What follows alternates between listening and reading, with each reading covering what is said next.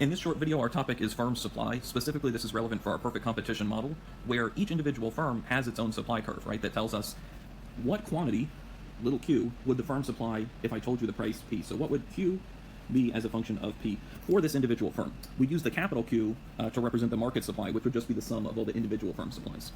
And so far, we've been used to thinking of supply in these terms as an equation that says q as a function of p equals blah, blah, blah.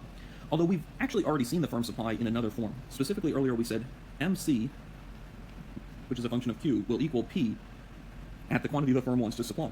And this is what we call an implicit function. It tells us implicitly what the relationship is between q and p, even though we don't have an actual explicit equation to connect the two.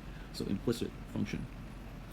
In practice, we'll want to use this setup mc as a function of q equals p and then rearrange it to get the firm supply. So we do want you to write firm supply as q as a function of p equals blah, blah, blah. Don't just leave it in this form, p equals mc. But p equals mc is going to be your starting point. So let's see an example. If the marginal cost for a firm is 3q plus 1, then we can set up our mc, which is a function of q. I keep saying that just because people tend to forget that, and I want to connect the geometry to the algebra here. MC is a curve, so it can also be represented as a function, and just keep reiterating it. So MC equals P. That means 3Q plus 1 equals P. We can start to rearrange here. We get 3Q equals P minus 1, or Q as a function of P equals P over 3 minus a third.